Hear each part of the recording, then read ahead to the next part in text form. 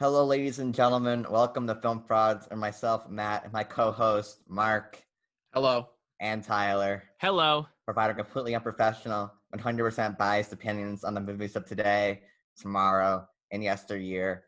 And today we are doing Tyler's new director's series. Tyler, what are we talking about today? So I finally gathered the courage to choose a good movie after a long streak of Nolan movies. I chose Valerian and I chose Black Hat. So those are my last 5 attempts to, have some fun.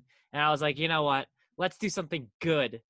And for this time, I decided to choose Wong Kar-Wai, who is arguably the most prolific Hong Kong director out there, or at least maybe one of the most well-known. Him or John Woo? I mean, John Woo has like him and John Woo. John Woo is kind of like transitioned over to like American cinema, though. And I think Wong Kar-Wai has remained specifically with Hong Kong cinema. But regardless, this movie has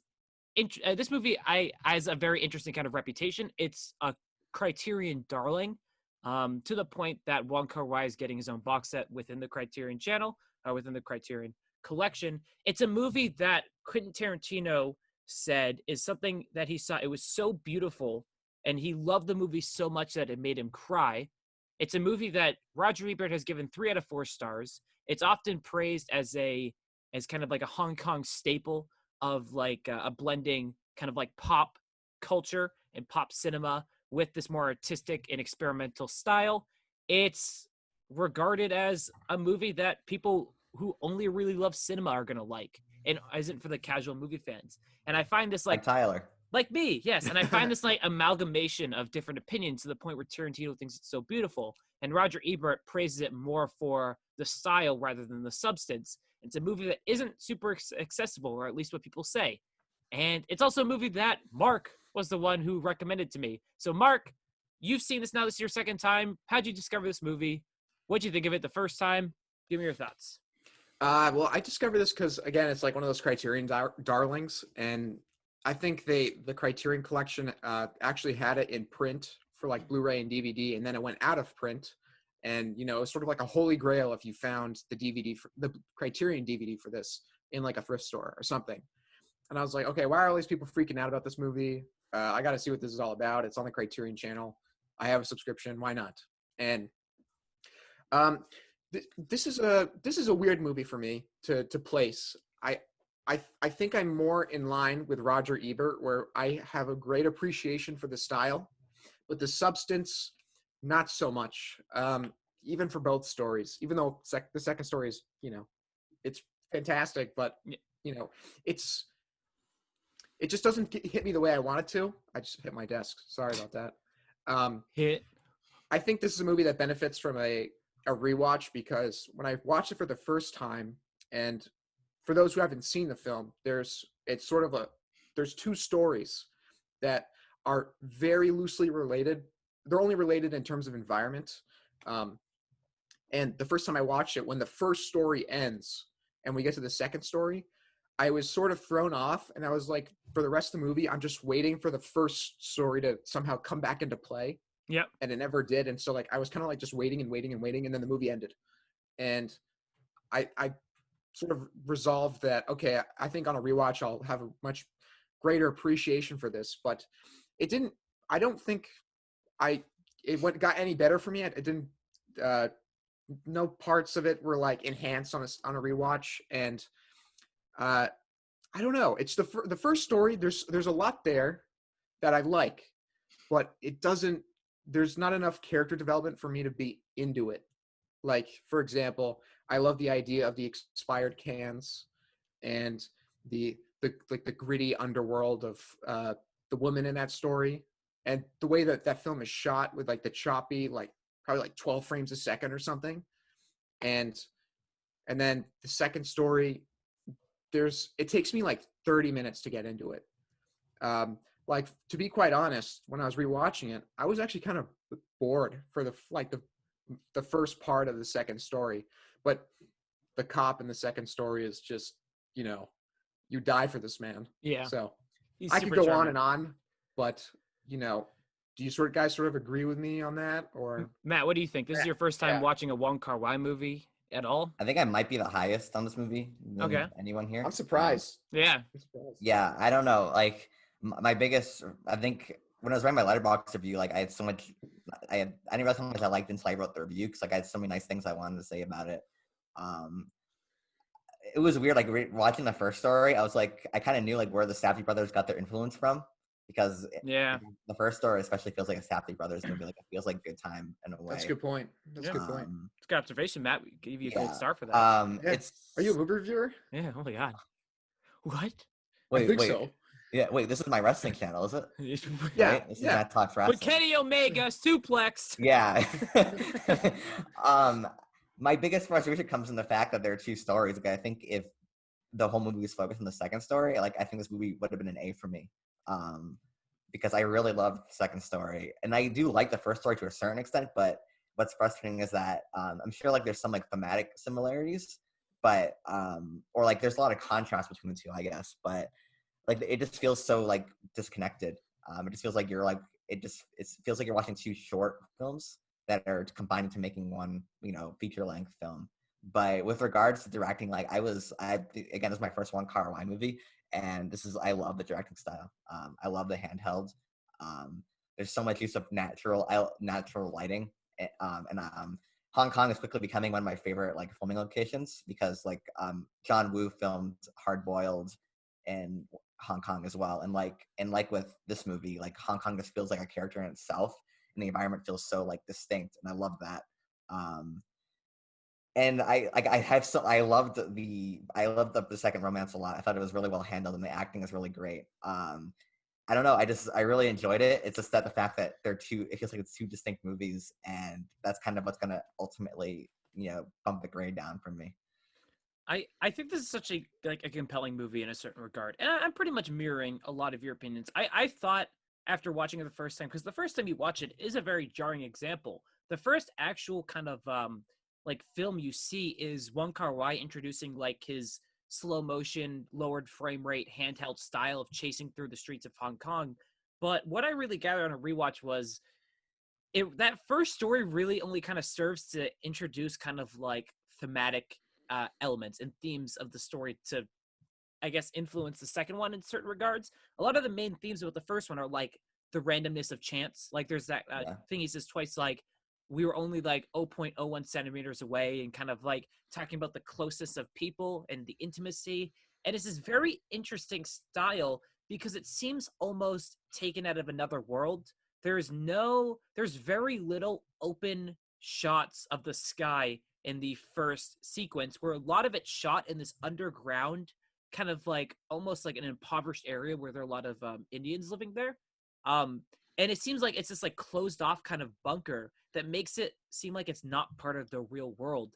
And I was really fascinated by that because I don't know why. And it might be something that I have to scour interviews to find out the meaning for. But it I really just think that Hong Kong is just like a melting pot. I think that's what it's trying to like New York City kind of. I think so too. Again, going off of Safdie brothers, Yeah. there's a lot of diversity in the stuff in like in Good Time and in Uncut Gems. So I think that's kind of the point, because Hong Kong was like originally like a British port. Like it was originally owned by England. Well, not originally, but England kind of came in for a while. So I think it's supposed to just be like this cultural melting pot because it's like a huge trading city. Yeah, I do think so. Just to basically like to sum it all up, my opinion of this movie, I think I might be the highest on the first story out of any of you guys. I don't love it. But I do think that maybe it has a purpose if I were to kind of view it on more rewatches. But I actually found it to be very reminiscent of like a Haruki Murakami book. This like weird, almost fantastical opposites meet. Like the idea of getting pineapples with an expiration date and then eating them all in one night. It feels very like Peaches. Murakami peaches. Oh no, it's pineapple. No, pineapple. Pineapple. Oh. Yes. What's up? What's good? Yeah. It feels very Murakami-esque. And I know Murakami was a writer for maybe about a decade and was established for about a decade or so before this movie came out. So I'm wonder if there's any influences there. Or maybe not. But it kind of like I was watching it, I'm like, this kind of feels like a Murakami novel. That being said, it is significantly more underdeveloped than the second story. I found that Wong Kar-Wai's implementation of the slowing frame rate handheld style to kind of like create this ecstatic environment isn't as effective and is actually kind of like annoying on a rewatch to watch the few chase sequences, but it's done incredibly well in the second one, where in the second story, our main two protagonists are moving in slow motion. Everything else is moving fast around them to create this like weird, like passing of time effect. And that's really great. So basically this movie is kind of like a mixed bag where 2/3 of it, I think, are genuinely incredible. And 1/3 of it is decent.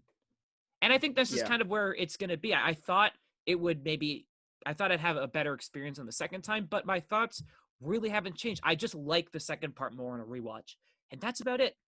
I wish there was like a grander, like, tying theme, because the protagonist, the cop, I do want to get the cop badge because they don't go by names. It's Policeman 663 and Faye do appear in the background of the first story. There's one where she's walking out of the store with a tiger, and then you see Policeman 663 walk on the bridge when the first policeman's like running up the stairs and yelling. And there does feel like this interconnectivity to it. But I am like, Wong Kar-Wai's directing does vastly improve from the other movie I've seen of him. I don't know, like, I'm very curious. So I want to, okay, so let's break down the first story. Mark, can you tell us about the first story? What happens in it? What's going on? Yeah, it's about this cop. He's a young guy. The story starts out where he's 24, and at midnight he's turning 25, and he is almost a month out from his breakup, and he's calling his girlfriend at the end of every shift, and he's just trying to get in contact with her. And they broke up on April Fool's Day, and every day since then, he's been buying a can of pineapples that expires on May 1st because his girlfriend's name was May, and it was a month out from the day they broke up. Yep. And she loves pineapples. And she loves pineapples. And it's his birthday. And so and it's his birthday. A lot of interconnectivity. And it's his birthday. It's the circle. Yep. Wow. Yeah. I had it in my head. Oh, anyway, I love that part of the story. Just his character in itself. He's just so quirky. He's talking about he's like, I go jogging when I'm sad so that the water leaves my body and I don't cry. Yep. I just those small little quirks, the pineapples, the jogging, the crying. Yeah. And then opposite to him is this woman who's sort of this drug runner in the underground. And what she does is she, helps get these Indian men loaded with drugs in their shirt and the soles of their feet and their, in their baggage. And they, go on a plane and, smuggle the drugs somewhere. And that's her business. And, something goes wrong and she's sort of in trouble with, her dealer, and she needs to get out of the city. And it's sort of this chance meeting between this young cop and this woman at a bar. And it's sort of implied that at some point in the future, they're going to fall in love together. And then that's what the story is about. And before you get to the point where they're, it is because he said, well, it's actually, that's a good point. That he's going to fall in love with her. Yeah, it says he's going to fall in love with her. He's like, and she said happy, but she said happy birthday. She said happy birthday. But there's the line at the beginning where they like the 0.01 centimeters away, and it's like, also 57 hours from now, I'm going to fall in love with this woman. And there's never, and I don't know if it's I wonder if it's simply a story of two strangers meeting, kind of like chance happens and life takes another way, and if that's maybe what Wong Kar-Wai is going for. But I when I was watching it, I'm like, they probably don't, because she murders the dealer at the end, and there's this chaos, and then that's the end of the story. The first story takes over the course of less than a day. So it has been 57 hours when he gets that like pager from the woman saying like happy birthday. So it's implied that another day or two passes before he falls in love with her. Okay. Yeah, the first scene is like not at on some point. April 30th or whatever. That's a good point. Yeah, maybe you have more closely know that. Yeah, I'm sorry. No. Tyler, are you pausing at any moments when the girls are talking so you could talk back to the male protagonist? Only the second one, yeah. Oh, okay. Yeah, because after like Hard Boiled and In the Mood for Love, he's like, what's up?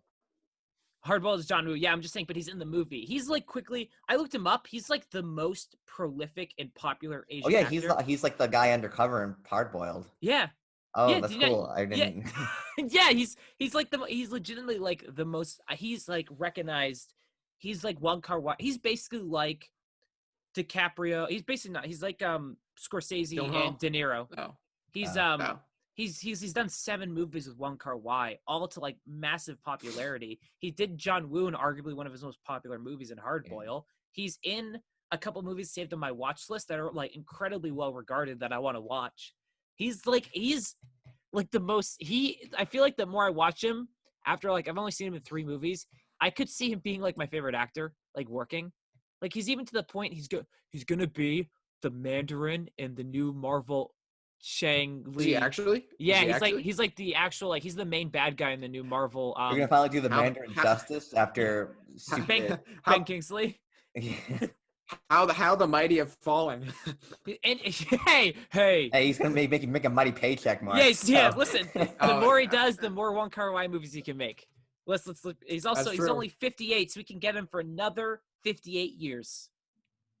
Wow, he's 58. Yeah.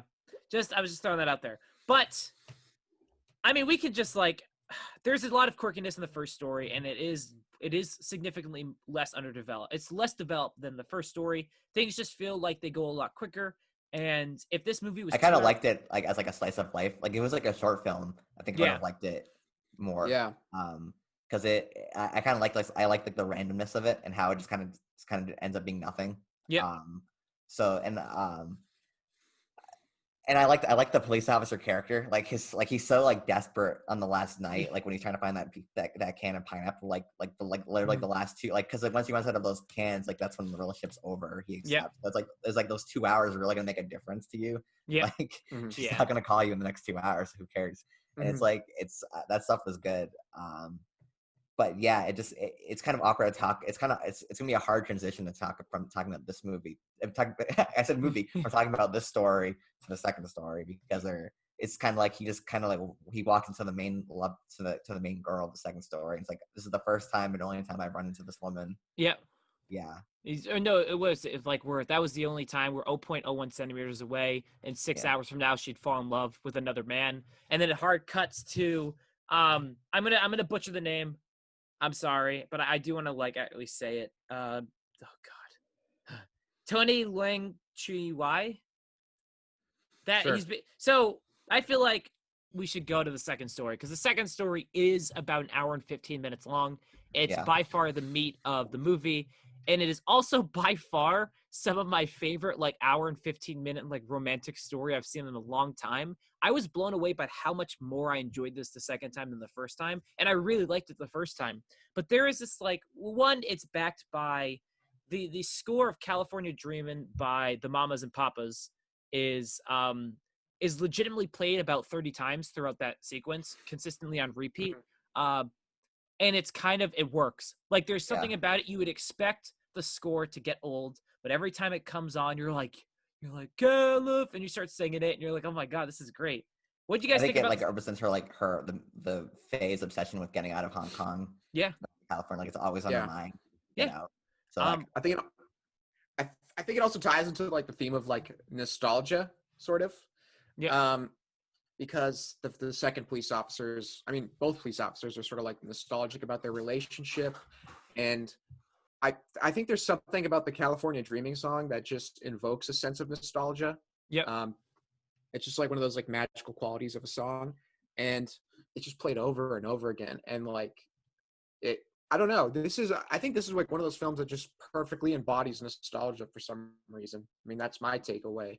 Yeah. And also, in California Dreaming isn't the only song that's played like many times over. California Dreaming is played the most times, but there's many songs that are played over and over again. Like the soundtrack that plays right at the beginning of the film, and then that's played a few times, and then the bar in the first story with like the drug dealer dude, and like there's that the jukebox plays the same like bar music 3 or 4 times. There's like there's that love song. I think it's in Mandarin or Cantonese that plays a couple times. Yeah. Like the song I've like heard it before. Like I've heard the beat before, which was kind of funny. Like I didn't even like I just like I don't think of the song, but like when I heard the song playing, like, oh, I've heard this beat before, so it must be Yep. kind of popular. They play that twice, and they play at the end of the movie too. I think that's like the song that they close out on. Maybe I don't. Yeah, Not, don't there's me on that. a bunch of different stuff, and I feel like first this is my type of like. So I'm a massive sucker for like well done like romance stories. Like one of my favorite movies ever is like When Harry Met Sally. I think like that like perfectly encapsulates the But you type didn't like Cold War. I didn't like Cold War. You're right. That's Because wrong with you. because there wasn't a scene at the end where she's like where they have a Like, I love you confession. so much. I love you so much. Instead, they're bitter Let's and they run hate each away. other. Yeah, there. See, spoilers for Cold War. There isn't a scene at the end where they kill themselves in Harry Met Sally. Instead, it's like, God damn it, Harry, I hate you, but I hate you because I can't. Whatever. Harry Met Sally's great. But Sounds basically, amazing. I loved when the consistent sequences when after it's the realization that Faye is in love with policeman 663 and she's constantly like around every time he comes there, or she's like cleaning or like trying to get like his attention in some way by being around him. And it's Yeah. like this slow buildup that I think this movie captures really well is like the passage of time spent together. Mhm. Is that it feels like because days are going by at this point and it feels like days are going by, but you feel like the characters are spending time with each other even though they really don't seem like they are. And I think that's really necessary to developing a well-established relationship because as you'll see and as Matt and I have talked about time and time again, the Handmaiden works because the characters spend time together.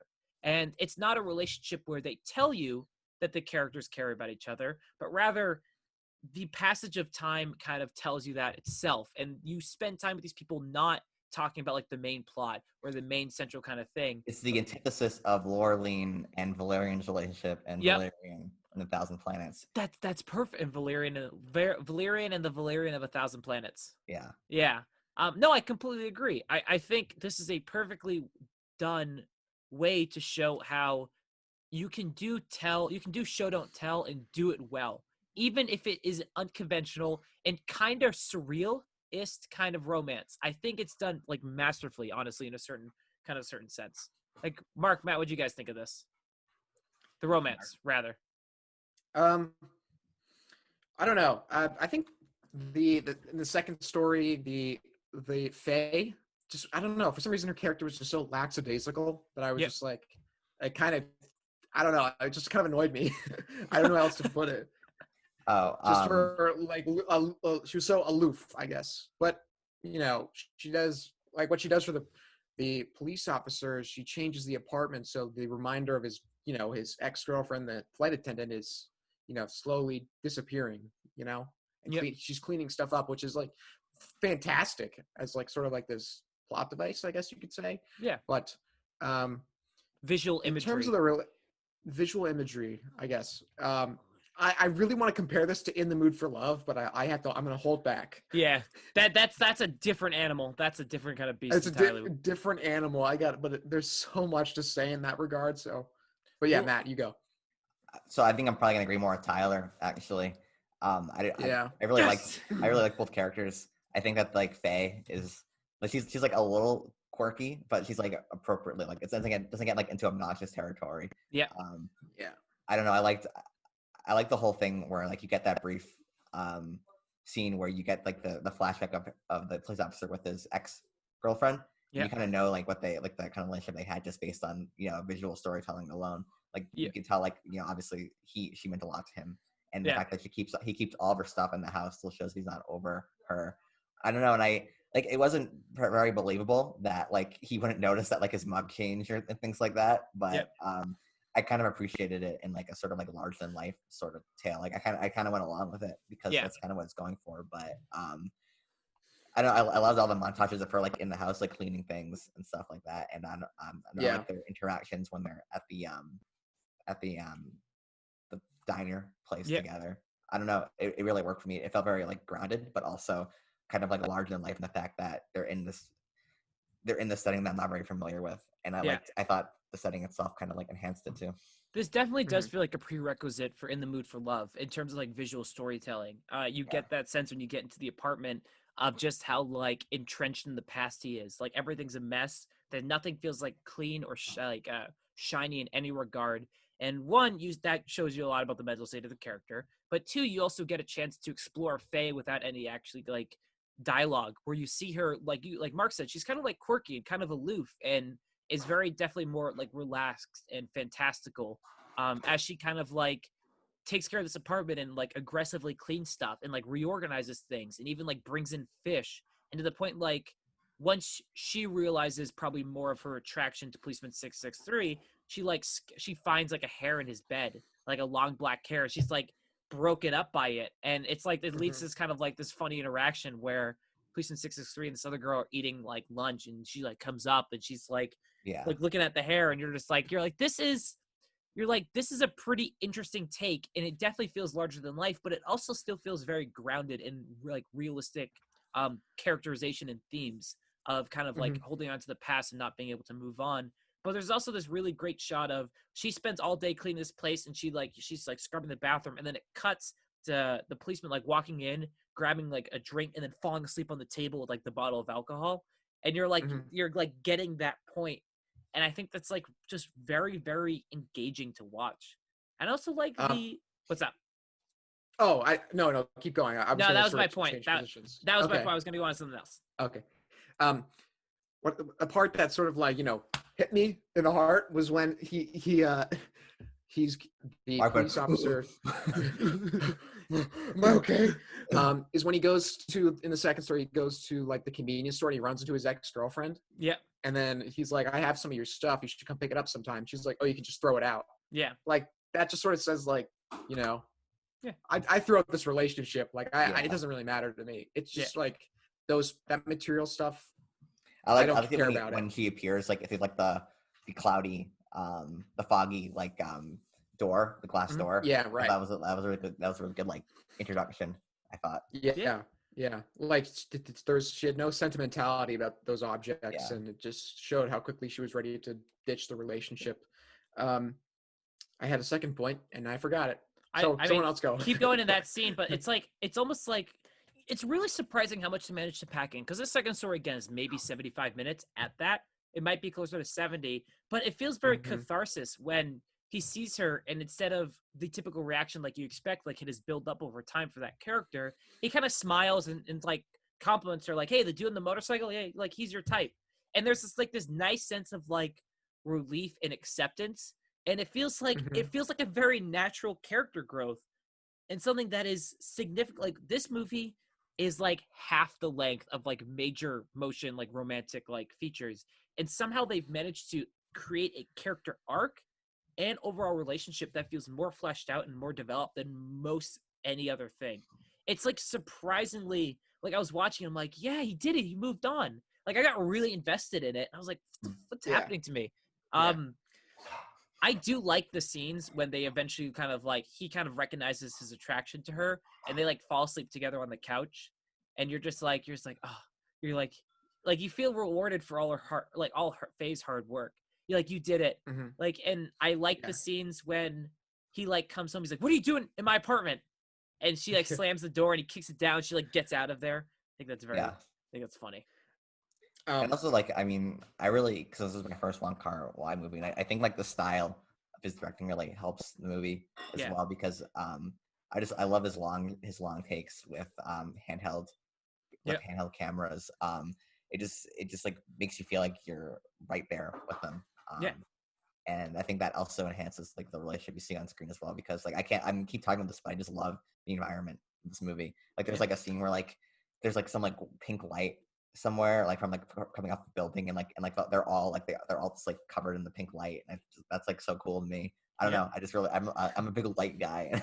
There's like definite like very interesting like color grading. Like things are just more blue in this movie, and it's almost like it's just very peaceful to watch. Surprisingly, at least the second story is. It's just like it's hued in blue, and you just kind of relax. You sit back and you just kind of let the movie take you in. I think it's a very compelling thing.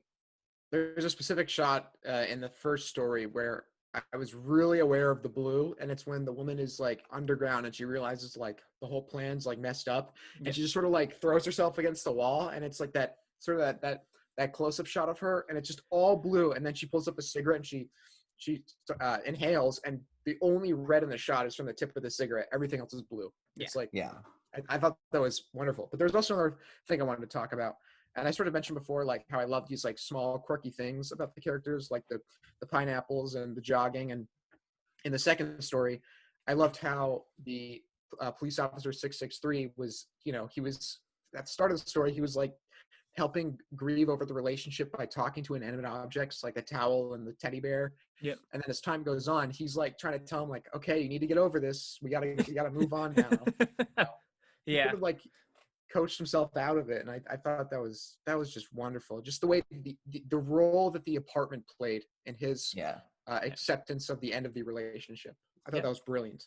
And like I liked how the first story kind of sets up that like the second story could like their relationship could ultimately fail at the end. Like so Yep. there's always that risk of them like not of like things never of something like happening and not working out too. So there's pretty good stakes throughout the second Yeah. film, I would say. Like when he got the letter from her and then he decided not to open it and just like put it in the trash. Like I thought that was the last time we'd ever see her character. Yeah. But then like he opens it and like I think it's some sort of like dramatic irony or whatever, or like sort of like vain element where it's like he sees the whole letter except where the where like Yeah. the passport where the ticket's taking him. So like, things like that. I have like, oh yeah, so we're never gonna see her again. So it felt more rewarding when she ended up showing up at the end. And Yeah. like telling us the relationship is probably gonna continue. Like That's all that all. stuff really worked for me as well. That's also like a very good example of visual storytelling too, because we see the way he treats the letter to the ex at the beginning, where he kind of ignores it, and then after he realizes he wants to read the letter, like there's that shot of him through like the rainy window as he like it's like a minute long shot where he like carefully like opens the letter and is like Yeah. trying not to rip it. I'm like, that's great visual storytelling. I'm like, that's an example. I'm like, I'm glad we have movies like this, and I'm glad like we've started this podcast because I would have never known about this movie. Because that's a thing where you could very much have. He's like, I want to see her. Like, I gotta like. Oh, you could have a scene where he's at the apartment and he's like, the letter. I care about her, and he has to run back and get the letter. And I feel like that'd be more Americanized if it was like that. It's like she's getting her flight's leaving in an hour. Yeah. I gotta hurry. Yeah, I gotta get the letter, and then but instead you just get a shot of the letter. You don't even see him. You see him like rummage through the trash, see his arms, and he gets back and he carefully takes it, and then that's it. It cuts to a year later, and it's those moments that make me sit back and go, this is probably not like this is not as accessible to like the general audience, and Ebert's probably right in this regard. But I'm so glad we have movies like this because it just would. This type of movie does not get made if it's made in our American Hollywood system. Like there is no way. It's too abnormal, and it's just slightly unconventional enough with this fractured narrative, and the time plays like if I think the events of Faye and Policeman 663 are happening before the events of the first story, or they're at the same time, and it's just it takes like a few watches to figure out like the timeline. And clearly, I messed up on one already, but it's just I watched it and I'm go, yeah, that's like this is why I like movies. Like it's just kind of like that movie. Like it's like an ultimate like you just what's the word that hip kids use nowadays? Vibe. Feels like you're just kind of like you're just vibing. It. I YOLO'd it. I yeeted. I yeeted in the lit. No, you just kind of vibe with this movie. It's just, it's also Wong Kar-Wai is probably a director you either like or you don't like. Like I don't know. In the Mood for Love is like you said, like it's sort of like a different beast. Yeah. In the Mood for Love is far better than this movie. I just want to throw that out there. Really? I would agree with you, and I think I'm really interested to see what Matt says when we get around to it. But I would agree that like In the Mood for Love sort of takes everything in this movie to like the next level, and it's also in a way more accessible. But that doesn't mean that this movie's bad or anything. No. It's just like he's just so accomplished as a director. Yeah. It's hard. Yeah, I think what Wong Kar-Wai does in this movie and sort of in it much more in the Mood for Love, he sort of like induces a trance into you. Yep. Like think of the scene where you get the police officer 663 with the flight attendant girlfriend, and it's him just like going with the plane like this, and it's just sort of like trance-like and yeah. That's one of my favorite scenes. I would say. Yeah. It's like mixed with like the kind of like subtle acting, the long shots and the like the neon lighting. It's very psychedelic. I would say. Yeah. I would like again, this is my first Wong Kar-Wai movie, but like I'm super interested. I think the best thing I can say about this movie is that I'm very interested in seeing the rest of his movies because I was really into his style. Yeah. Yeah. I was really digging it. Yeah, so Now I have two questions for you guys before we get to our Hallmark scenes, sleepy time moments, and blackout moments. Do you agree with Tarantino's statements that this movie is so beautiful that it made him cry? He didn't know he could love a movie this much. No. Calm down, Tarantino. Yeah, no. Oh, sorry, I didn't mean to cut you off. No, that's it. I just want to. Okay. Say a stupid joke. I would say no as well, but I feel like I can see what he's saying because this certainly feels like a filmmaker's film. One film that I saw this earlier this year, or in 2020, I guess, more than a year ago, was 8.5 by Federico Fellini, which is considered to be like the quintessential film for like directors because it's a film about a director that he can't get them he can't get a movie off the ground, and it's and I watched it and I was like, this is so impressive, and I'm really not invested. Yeah. And that's sort of how I feel that towards this movie in a lesser extent, but there's stylistically so many wonderful things that it's like you can't help but appreciate it, but it all comes down to story. And if you're not engaged the entire time, then you can't really call it like a masterpiece in your own sense. So yeah. That's sort of my analysis. I wouldn't say that I didn't cry, like I wasn't like blown away by that, but like I can definitely see some Tarantino influence now. Well, how Tarantino is influenced by Wong Kar-Wai. Like we think of like the shot of Uma Thurman in Pulp Fiction dancing to "Girl, You'll Be a Woman Soon," and she's going like this and it's like following her. Yeah. That definitely now I look back and like that feels like a Wong Kar-Wai kind of shot. Yep. So I can see that, but I wouldn't say that this movie like just blew my socks off. But I do really appreciate it. Yeah. Also, since we are a podcast aimed at breaking down these movies in a sense that for like a general audience can approach them, do you recommend this movie to a general audience? Like, would you sit back and go, yeah, if I pick a random general movie fan off the streets, do you think they would enjoy this? No. Yeah, not at all. I completely agree. It's like this is like one of those movies that people would probably, who don't know that much about movies, would probably watch and go, this is weird, and this is too weird. The only case I think I'd recommend this, you would? Yeah. Well, the case that I would recommend it if somebody told me that like they're really into movies, like really into it, like if they've they watch like foreign cinema or something like that, I would then recommend this movie for sure. But for someone who's like, I don't know, I know a lot of people are just like they want to watch movies and they just want to like spend a long day at work, they just want to sit down and relax and watch an entertaining movie. I would not recommend this. Yeah. Because people would be in the second story, people yelling, "How does she not know she's in the apartment?" That'd be the argument. I would say like it's a mood to watch, but like I don't know. I think that a lot of people would at least find it's only like it's an hour and 14 minutes long. There's nothing like particularly like graphic about it. So like I would say that I would recommend it to someone who like I would someone who likes movies. I would say that I would recommend knowing that with the asterisk that it's not the typical romance movie.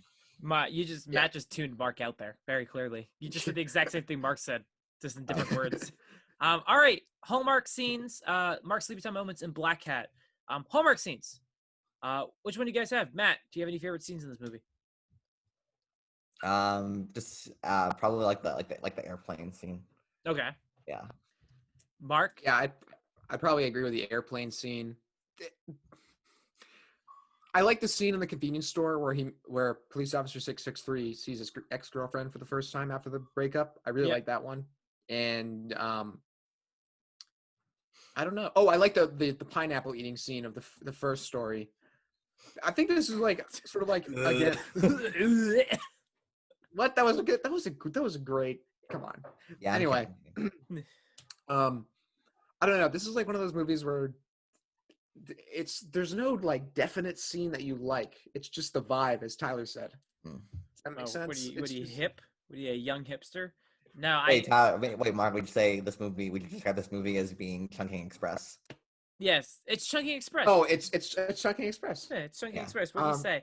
I mean, I think probably my favorite scene of the movie or sequence, I guess, is like anytime they interact at like the food stand. I love that like beginning of like relationships where it's like that, like there's a mutual attraction, or there's like Courting. yeah, there's the wait, what is it? Say it again. Courting. A courting? Courting. Courting. Oh, Courting, Mark, like- Mark said a courting. No. Courting. Accordion. Oh, I'm having a stroke. That was like the hardest thing to process. Yeah, I like that kind of stuff. And I also like at the end when he's like slowly opening up the letter. Shut up! I'm tired. Yeah, so No that's excuses. Mark's sleepy time moments. Are there any in this movie? I just want to add that I like the scene where he's looking at the California sign and it gets all like rainy. Yep. And I got it blurs, but I like that. I like that. Sleepy time moments. I don't think I have any. I was pretty engaged throughout. For me, it's sort of just the second story takes a little while for the gears to start going in my head, just like for me to be into it. Yeah. Say it's like this happens from time to time with the movies that we watch. It's like I can't pinpoint a specific scene. It's just like, it's sort of like hard to describe in terms of if you're trying to critique something. It's just like I just wasn't more into it. Yeah. It's hard to articulate. That's basically how I felt for the first 10-15 minutes of the second story. I could say probably any of the action sequences where the frame rate gets slow and the camera's janky. I get the purpose of it. Yeah, I was a little like, I was a little kind of turned off by it. But I mean, nothing to like a serious extent, and no black hat moments, I imagine, right? No. Okay. Awesome. Grades. We grade stuff on an A, B, C, D, F scale, no plus or minuses, because yeah, that's why. That's my reasoning. If anyone want to ask, just say I'm stupid. So, Matt, what are you gonna give Chungking Express 1994? Probably 6. the highest B possible. Highest B possible. It just barely doesn't make the A mark for me. I'm so Wow. excited to watch more of his movies. Yeah. Mark, what are you gonna give Chungking Express? The lowest B possible. Damn. Yeah, I don't know. I can appreciate this film, but I don't see myself rewatching this for a while. Okay. Yeah. Interesting. Yeah. I'm gonna go middle of you guys. I'm just gonna give it a straight B. I love the final 2/3 of the movie, and I think the first third is just decent. And I think that pretty much averages out to a solid B. Now, that was our Chungking Express review, where that was our first one in our Wong Kar-Wai director series. If you want to know the other two, we're doing In the Mood for Love next, and then 2046 as our final one. I think I am very curious to see what Matt thinks about In the Mood for Love, because if he likes this movie, Matt may, I'm just curious to see his reactions to it. All right. So now we're going to get into our what we've been watching section, where we talk about what we've been watching, reading, playing, really any of that kind of stuff in the last week. Matt, I know there is a movie that you and Mark really want to fawn over, so I'd let you guys go first. Matt, what'd you watch this week? Yesterday I watched Phantom Thread, Paul Thomas Anderson movie, his most recent, and I think it's my favorite PTA movie. I think it's so great. This is Daniel Day-Lewis's swan song. I can't think of another movie, a possible better way to go out than with this.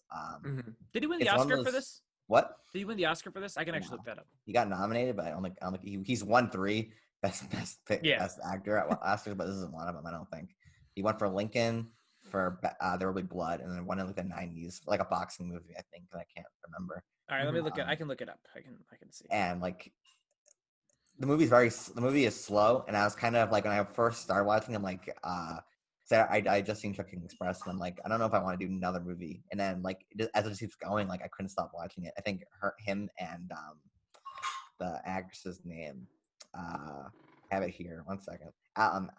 Vicky Krieps is from Luxembourg. They're both like so good. Like she matches Daniel Day-Lewis like beat for beat. She's kind of like, she's really great. And seeing their power dynamic, how it starts off. I don't want to go into spoilers because I think a lot of people haven't seen this movie. And Mark, I think if you go back to PTA again, like we have to do this movie because I think we could talk about this for like such a long period of time. Oh yeah. See everyone just kind of like how like the structure of the house from how he's at the top and like everyone has to obey all of his little like quirks that he needs. And like when he's doing the toast and it's like, and like they turn up the audio, it's just like and then she pours the water as loudly as possible, and it's like you get that like brief insight in his mind. And it's just like it's such a good tense. Like this is one of the most tense movies I've ever seen in my life. Like I was watching like during the climactic scene, like my eyes were looking away, not because like of like a horror scene, but because it was just so tense. And like we've been in this character for 2 hours, and like it's just been boiling and boiling slowly. And it's the way Paul Thomas Anderson is so like reserved in this movie, and I think that works to his benefit because you can just tell he's aged. Like you can tell like this is like older PTA because of like how restrained he is. And man, like I could just gloat about this movie. The ending, the climax of this movie is probably my favorite PTA climax like scene. Even all the climax scenes in Boogie Night. That's also good. Oh, be quiet. Yes, Be quiet. yes. Oh man, how did Okay. he pull that off, Matt? Thank you. Like that was so stupid. Oh, I wish I came up with that. Yeah, that was just like my jaw just dropped. It was just Oh, and, like same. when you're watching a movie and after you're like, what is life? Like that was me finishing Paul Thomas. Yeah. That was me finishing Phantom Thread. It just gripped me like no other PTA movie has ever gripped me before.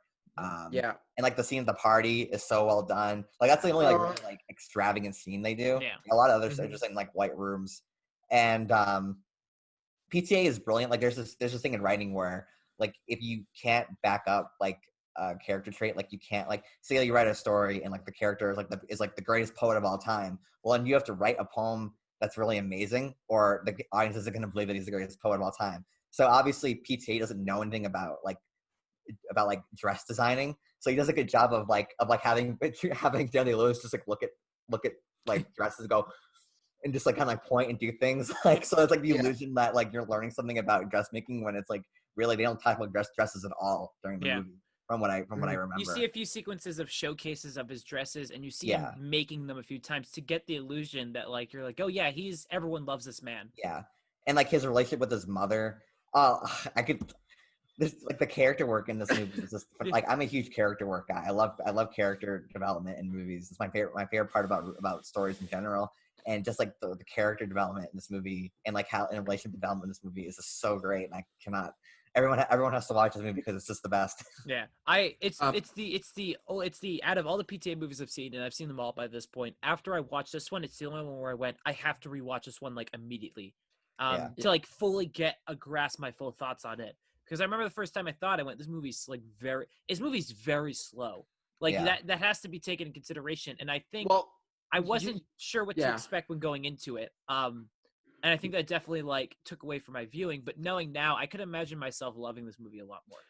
Yeah, you know what's funny is that I didn't even like the movie is slow, but I wasn't even aware of how slow it was because I was like somehow Paul Thomas Anderson keeps you engaged, and there's just so much tension throughout the whole movie.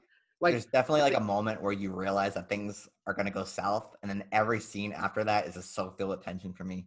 Yeah. And I think one of the scenes that I absolutely loved is when I forget her name, the character's name, but Elma makes the dinner, and then waits for what's his name? Daniel Lewis. Woodcock. Yeah. When Elma waits for Woodcock to get home and she has the dinner ready, and it's just like him like slowly coming up the stairs. It's like, what did you do? And it's just like, and the dynamic between Woodcock and his sister, that sort of power dynamic.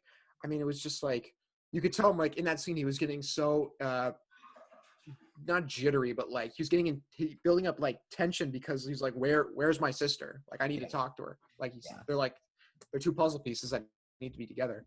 And you don't even see him as being like the there will be blood guy in this movie either. Like you don't even think of that. He just disappears. He disappears. He's just incredible.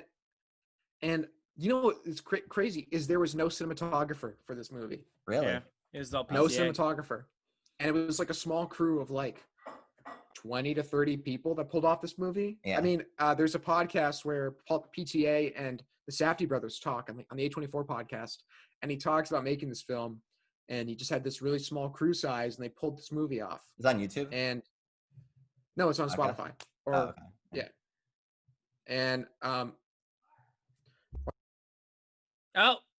Mark's yelling at someone. Hey Matt, real quick. While Mark's talking, Did you know this movie came out in 2017? Like, we already know that this is like the best year for movies was 2017. And now it's even better. Now it's even better. You add Yeah. PTA into it. That was marketing yelled at. Here you go. You good Oh. over there, Mark? Yeah, I'm fine. Okay. Mark, why are there 5 more books Yeah. outside? You got another package? I'm looking at your bank account. It's 0. This is your 20th book this week. Stop You're gonna buying sit books. there, you're gonna play that piano. You're gonna make me rich. Sorry, I haven't been playing it. Continue. But like, and then like also with PTA's dialogue, it's just he has some of the best dialogue. Like when he's eating the asparagus and he's like, well, I have the gallantry to keep eating this. I'm like, you weasel, I hate you.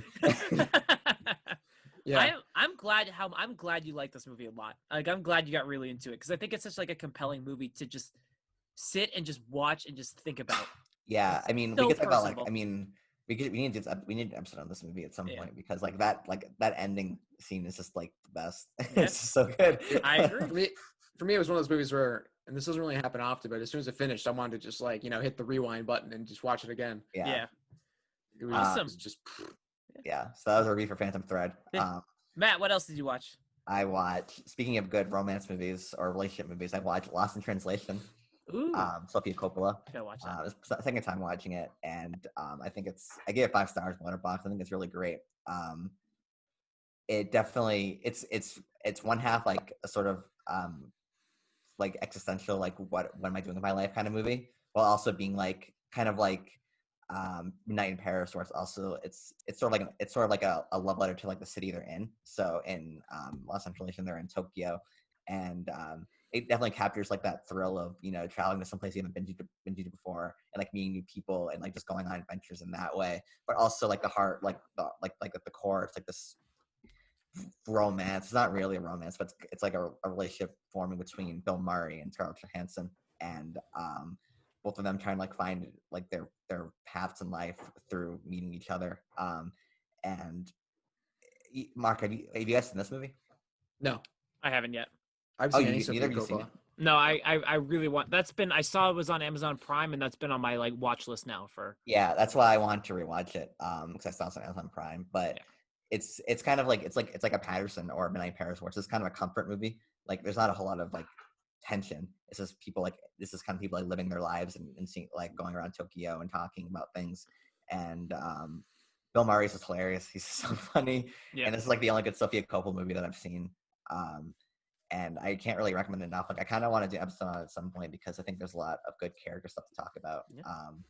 And yeah, I highly recommend it. Good to know. All right, what's your next recommendation? Well, this is a recommendation because I hated it. This is The Dead Don't Die. Oh yeah, that's right. I forgot you watched that. No, not Jim Jarmusch. Jim Jarmusch. I watched Patterson. I was like, this movie is really great. I want to watch more Jim Jarmusch movies. And so The Dead Don't Die is on HBO Max, and it's terrible. It's like, it's the first half's okay. Yeah. But the second half is like the worst version of Shaun of the Dead you could possibly imagine. It's like trying to be like cool and quirky and hipstery and like ironic, but it just fails on every possible level. It tries too hard, and the writing is not funny, and the only thing that really saves it is that the fact that Bill Murray and Adam Driver are working off each other, and they're hilarious. But there's so many stupid like fourth wall breaking moments that don't make any sense. There's so many because it's in a small town, so you get a bunch of different characters, and they all just like die off screen, and it's very anticlimactic. It's just like I was just watching it, and it's like what the director is going for, but they're just failing on every conceivable level. It's like a rough draft. And I really have not much else to say about it because it was just really bad in my opinion. Yeah, interesting. Good to know. Because I want to check it out because I've seen Dead Man, I've seen Patterson. I loved Patterson and I liked Dead Man, so I'm curious to see his other movies now. Maybe not that one. Maybe I won't go to that one first. Yeah, I don't know. It's just not that good in my opinion. And then finally, I read a book called Second Sleep, written by Robert Harris, who wrote Fatherland, which is one of my favorite books. And this book is like okay, but the ending made it kind of bad. Basically like the general plot is that it's this priest in like the 1600s England, but in the first chapter you find out that it's not really 1600s. It's really during post-apocalypse, and like time has things have kind of gone. There was an apocalypse in like the 2040s, and now Yep. things have kind of gone backwards. So they're kind of like in medieval times again, because Okay. he finds, so basically this priest gets murdered, and then he finds like in a cache like an iPod and things like that, like future, like modern day technology stuff. So like what, and then you find out more that like their whole religion, which is Christianity, but it's all based on the fact that technology is evil, and the people like in our generation died because they gave up on God and were focused too much on like on technology. And like it's decent for a while, and then at the end, I'm just gonna spoil it because like Go I for it. kind of hated I'm it. not gonna read it. I don't Yeah, I'm recommend not it to gonna read it. anyone to read Yeah. because it was a waste of time. At the end, like they find like a college in England underground from like our time, and because like they think there's like this, because like there's all this technology down there, and they go down, and like every side, and then like there's like a landslide while they're underneath, and like every side character dies except for the main character's love interest, and they get held up in a room, they run out of oxygen and then die. They discover like that technology isn't actually evil, and like it feels like there's like a half of the. It feels like they just the author got bored halfway through and just killed all the characters off, and that was the end of the book. Like there's still like a half a book left where he brings back the technology to like the town he's in. It's just like, hey, this isn't evil. Like we can learn from this, but yeah, it definitely frustrated me when I finished, Yeah. because it feels Mhm. like he just got lazy and just stopped It writing didn't it. have an ending. All right, good to know. I'll never ever read that book, and Yeah. clearly, from my track record, I'll never read any books ever. Awesome, Matt. All right, I could go mine quick, and then we can go to Mark. So I actually, Mark, you read the Malcolm X biography, by like, Biography. yeah, autobiography or whatever it is. And I was really curious, and because I know Spike Lee made a movie, about Malcolm X and basically based off that biography. And I've always been really curious about it, but you have to look at the runtime, and it's 3 hours and 20 minutes long. It's 202 minutes, and it's a daunting runtime. And I was like, you know what? I'm going to try it. I'm going to sit down. I'm going to do it. And I did. And it's a very complex movie that, if I were to recommend this to anyone and how to watch it, do not break it up into multiple sittings. I would recommend that you watch the entire 3 hours and 20 minutes at once, because the point of that runtime is to create this exhaustive experience that kind of mirrors Malcolm X's exhaustive experience towards the ultimate, spoiler alert, it's a real life guy, to his ultimate assassination. And by that final speech, you want to feel the exhaustion with him. He's had multiple attempts on his life. His family is constantly under threat. It's just a consistent, exhaustive experience. And if you take a break like I did, I took a break about 2 hours in and watched the final like hour 20 the next night. You lose a little bit of that exhaustion, and you lose a little bit of that connectivity to Malcolm X. So if I were to ever rewatch this, I just sit down and do it in one night. If you're familiar with Spike Lee movies, Mark, you've seen Do the Right Thing. That first hour of the movie is kind of like a non-standard early days of Malcolm X. In terms of style, it takes a lot of those. Think a lot about how the camera flows and moves, and how creative it is, and Do the Right Thing, and take that and create a more kind of like fantastical style to the first hour of the movie. And then it becomes a more standard biopic kind of stuff. And what I felt watching the first hour was, this is kind of weird. I don't know if I like it. And then I got to the next 2 hours of the movie, and I went, I missed the more kind of excessive style. So it creates this like weird dichotomy where you're watching it, where you're like, after the first hour, you kind of want to go back to that style, but it doesn't feel appropriate for the events. It's a very complex movie, and it's very long, and there's so much to it that I can't really glean everything that happened in like the first run through. There's a lot of like, clearly there's a lot of social commentary, but that's also done very visually, and it's just very, very unique. And I would recommend this to anyone who's a fan of Spike Lee. I'd recommend this to anyone who's curious about like the civil rights movement, about Malcolm X themselves, and anyone who's a fan of Denzel Washington, because holy fuck, he's incredible in this movie. If you like Denzel Washington and other stuff, this is like probably his best performance ever. Like there is like such a natural charm and charisma that like exudes through every aspect of Malcolm X's character in this movie, which is perfectly done because Malcolm X is often described as being this kind of like charismatic and engrossing person who's like smile can like bring you into what he's believing and what he's talking about. And I found that to be absolutely the case. I would very much recommend this movie. I think it's really, really great. I think it's weird, and I think I would like it even more in a rewatch. And then I rewatched Do the Right Thing because it felt like the only appropriate movie to watch after. And it's just one of the greatest like movies ever made. It's like one of the great American classics. It's very, very thematically relevant still. And what I loved even more in the second time was how Spike Lee like films controlled chaos, or films chaos, where it feels very controlled despite the vast number of people like doing actions. Mark probably gets this at the final sequence towards the end where everything has hit the fan and it's just chaos incarnate, but it feels very like the camera feels natural. It feels like things are, you're getting every single reaction, every single event that's happening there. And it's just masterful. Mhm. Like it's just an incredible movie. It's absurdly good. Certainly good. Matt, I'd really recommend it. And then I rewatched American Psycho.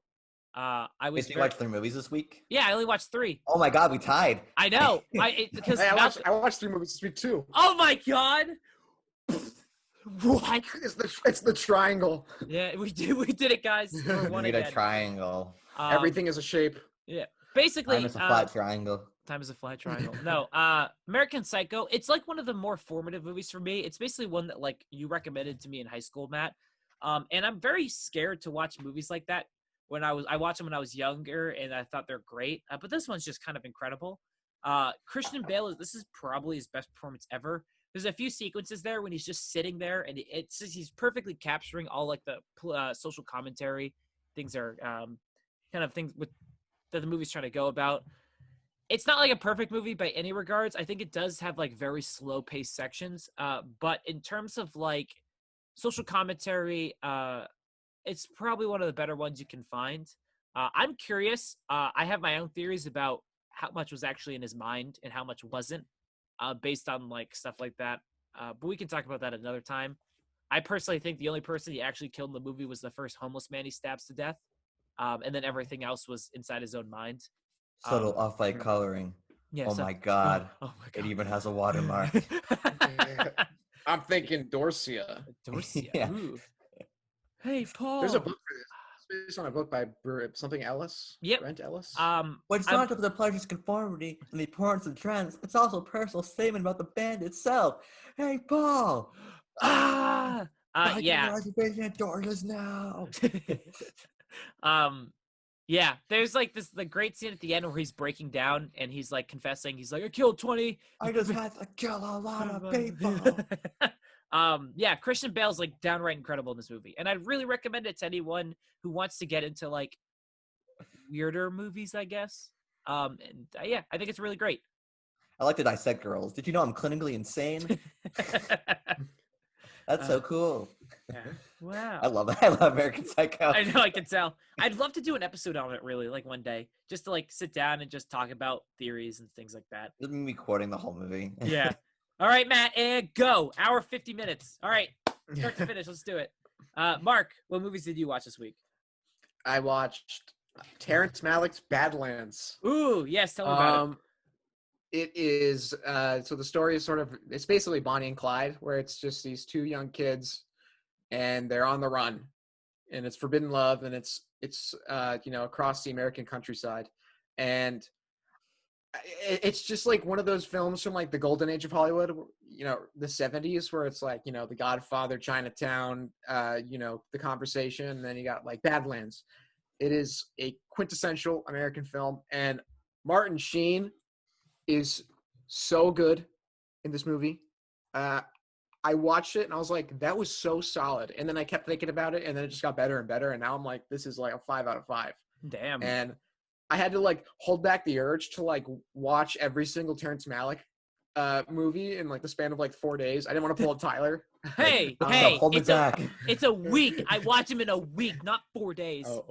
I do plan on watching Days of Heaven soon.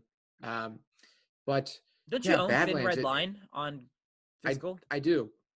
I want to watch Days of Heaven first because he did Badlands, then Days of Heaven, and then like 20 years later came out The Thin Red Line. Like he's a very reclusive filmmaker. Like he doesn't do interviews often. And sort of like Thomas Pynchon, the author, where like people don't even know where he is or what he's up to, but he just writes these incredible books. And then disappears. It's gonna be that's then gonna be you, Matt. Disappears. Yeah. It's like oh, all of a sudden a Thomas Pynchon book is out, and it's like, what is up with this guy? Where is he? Like Hollow Stars Part 3. We just got Part 2, and they disappear forever. Yeah, I'll do one interview for Film Frauds. Yeah. Hey man, So how was that? What'd you think about the writing book process? Shut up. Okay, interview over. Thank you guys. You're not gonna think there's so much mystique around me, but then I just watched one episode of Film Frauds where like I ranted about why Transformers 3 is a good movie, and they're like, oh, okay. They're like, okay, this guy's clearly not a genius. They watch this episode and they're like, he's just quoting American Psycho over and over and over again. I think one of the personal videos I'll do for this channel is I'm just gonna do a remake of Pacific Rim in my room, and it's just me playing every character. I'm gonna put like a triangle in my head. I'll be like, that would be a follow to your hit War and Peace video. It's like your audience guessing as to every video you're gonna make. Yeah, you gotta keep on your toes. So random. All right, Mark. Yeah. Sorry, keep going about Badlands. Sorry. Yeah, I mean, it is like you watch a movie and you're like, that was a film. You know, that's how I felt after watching Badlands, and it's on the Criterion Channel, and I would highly recommend it to literally anybody. It is very accessible, and it can also like help introduce people to more dream-like movies, because there's a lot of dream-like, not sequences like in terms of the story, but just like the way the film is shot and the way that the American countryside is shot. It's truly, it's like, you know, if I saw this in 1973, I'm like, I'm gonna keep my eye on this filmmaker. Okay. So I watched that in 1973. Yep. He had a picture of Tim Malik on his computer anyway. Yeah. I got my gun. Here's my eye. And then I watched Rashomon. Oh yeah. By Akira Kurosawa, the 1950 movie, which kind of fucking blew my mind. Matt, I think your analysis of like, you watch the movie and you're like, man, I am stupid. That's how I feel. That'd be like my Roger Ebert review. It'd just be like, I'm stupid, 4 stars. There is, I'm tongue tied. It's just like, how do I even begin to describe like this movie? It's like a story in 4 parts. There's an event happens, and you get 4 different accounts of what that event is, and you don't know who to believe. Yeah. And each story is so different, where it's like you can't even like begin to piece together the truth. I mean, I'm sure that Akira Kurosawa made like a through line through all these stories that is so subtle that I wasn't able to pick up on, and then like sort of tangential to all of this, because these stories are being recounted by like 3 different characters who are like underneath like a dilapidated church called Rashomon, and it's like raining out, and they're just sort of like sitting around a fire, like talking about this event. Yeah. And the first line of dialogue in the movie is like, I just don't understand, because one of the characters is recounting this story. And he's like, all these people are saying all these different things, but I saw this thing and it's nothing what they said, and it's just, you don't know who to believe.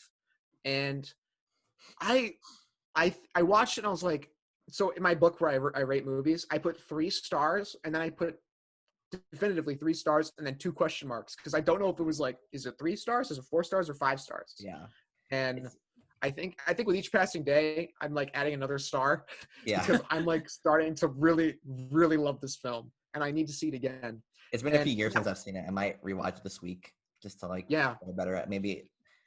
Because I mean, there are movies where when you watch it again, it makes more sense. I think Rashomon could probably be one of those. But I remember just being like very frustrated, because like I think that was my first Kurosawa movie, and I was like thinking like, oh, samurais are gonna fight and it's cool, and you don't get any of that. Yeah. But it was definitely it's kind of like 12 Angry Men in a way, where it's like, you don't really know what justice is. Yeah. So it's cool things like that, and they accidentally ripped off Akira Kurosawa. I'm kidding. But like, again, I can't really add much because it's been like a few years since I watched it. But I can definitely, I'm kind of hyped to watch it again, because it's pretty short, but it feels long. Yeah, it's like you get hour and frustrated. 27 I'm minutes. so stupid. Yeah. As I said before, there's like 4 different accounts of the same event. The 4th account that is told from the perspective of like sort of the narrator of the story. when he gives his account of the story, there's a part where the bandit and the samurai, they fight, Yeah. but they're stumbling over leaves, and they're like so ungraceful. It felt like if you ever got in a fight in your dreams and you go to throw a punch and it feels like you're like a squeaker toy. It's like, Yeah. it's just like you don't have any impact with your punches in your dream. That's how it felt put to the screen. Yeah. And man, I gotta rewatch this like 5 more times. It's just so much. Akira Kurosawa is just, his films are so good. Imagine having one screen with that movie and another screen with Persona on, and just being like, "What is my life?" I think you can probably send someone to an insane asylum if you just pull like a Alex DeLarge and a Clockwork Orange, and just start with the chair. Yeah. Have your eyes open. I'm cured. Yeah, and then so Tyler, you gotta watch this movie. You gotta watch more Kurosawa, man. I gotta watch more Kurosawa. I know his movies definitely are very daunting and very kind of like overwhelming to get into. And now hearing you guys go, Rashomon made me stupid. I'm like, well, shit. I have a lot of other movies to watch right now. Yeah. So Matt's mouth is moving, and I can see his brain forming. He wants to say an insult. I fucking know you. I've known you for so long. Matt would, he's like waiting for it. What do you say? Come on, do it. I was gonna say, Tyler's like, I don't need to watch Rashomon. I already know I'm stupid. Yeah. But I had to. That was a good one though. Yeah. But Matt, you give it away too much. Your mouth, you get excited when you think of an insult again. Yeah, I smile. I go. Yeah, I got you. Mark, what's the third movie you watched? Final movie I watched was I rewatched Martin Scorsese's 1985 film After Hours. I watched it last night. I showed it to my brother John, and he loved it. Damn. He was laughing his butt off, and I was laughing at him the whole time because it was hilarious. I mean, Mark's not even looking at the screen. I was like so stunned the first time I watched it, just in terms of filmmaking and story, that I really wasn't picking up on the jokes. But like after going into it a second time and just sort of relaxing and knowing what I was in for, there was like a lot more jokes that went over my head the first time around that like I was just like, almost belly laughing the second time. This movie is just absurd. It is so absurd, and it's just, I'm so glad that Scorsese made it, because it's got his energy, and it's, the energy of the camera movements, like the seed of like what you'll see in Goodfellas is there, and Scorsese has a cameo in it. I don't know why he stopped doing cameos, but he's too handsome. Tyler made fun of Goodfellas, so he like hid away. Yeah. Yeah. Scorsese's been real quiet since Tyler's review. I'm coming for you, Scorsese. What's up, you old roller coaster bastard? So go fall asleep on your ashes. This review's gone long enough, so I'll just say that it's on After Hours is on HBO Max. It's an hour and a half, and you will be entertained. No matter what level of movies you're into, you will be entertained. It is so good. All right, it's the cross between like. It's people who watch movies as entertainment and people who like movies as an art form. It's the perfect film for both of those audiences. Mark, do you ever get the feeling that Tyler like legit hates us sometimes? What makes you say that? Sometimes you can just tell by your posture and like sometimes your insults are a little more like your insults are usually pretty bad, but sometimes like the really bad ones kind of indicate that you're really mad at us. No, like, I don't ever hate you guys. Stupid and ugly, and you go. Tyler's like, that was a funny joke, guys. I fucking hate these kids so much. You guys are so fucking rude. No, I only hate you guys like 75% of the time. I can live with that. Yeah, that's pretty good. Yeah, honestly, like I feel like that's pretty good for like how long have we been friends for? Like, like 8 years now. 9 years? 9 years this year. 9. Fuck. Yeah, I feel like 75% of the time for 9 years of friendship, where we're still here. This is like not bad. It's not terrible. Oh my god, we've almost known each other for a decade. Oh god. Then he makes friends that are nice to him. Then he immediately drops them to just come back to us. So yeah, I kick it away. It's like a drug. All right. Yeah. Well, that was our entire review of other stuff. Tyler meets someone and then he says something really stupid, and it looks at them, hoping that they call him out on saying something stupid. Like, oh. Well, that's a good point, Tyler. And you go, no, that's a bad point. I'm like, and I call you. I'm like, if I said this to you, what would you say? And you're like, you're an idiot. I'm like, yes, that's what you should be. No, okay. What are we doing? That was the end of our episode, Matt. What are we doing next week? What's our call to action? Like, comment, subscribe, comment for Flip Fraud, as long as it's me or me, not Mark. Yeah. Next week, our friend Franchise Mutiny might be coming on. to do Phantom. I don't know. Phantasm. We'll see. Maybe this week, maybe next week. And if not, we'll be doing my pick, which will be James Cameron's Aliens. Ooh, which I own on Blu-ray. It's on HBO Max too. Oh, well, shit. Well, I own all the Aliens movies on Blu-ray, which means 3 and 4. And you own Tyler, 3 in Resurrection. I got like it's like a box thing.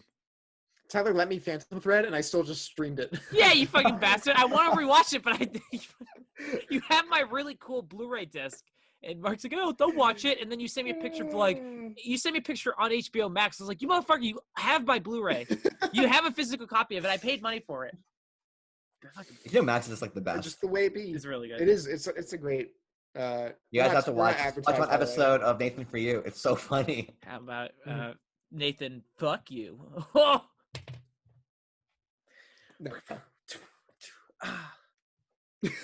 We guys look so disappointed. Okay, well, that's the end of our episode.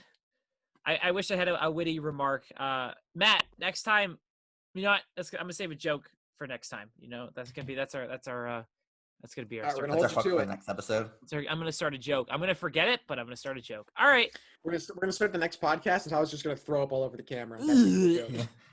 I'm nervous. All right, guys, this has been fun. Yeah, we'll see you guys next week. Another week, another Film Frauds. You know and you love us, or you know and you love 2 of us, but I won't say which one, who you don't love. It's me. Okay, and have a nice day, guys. And I don't know how to end the episode. And I gotta find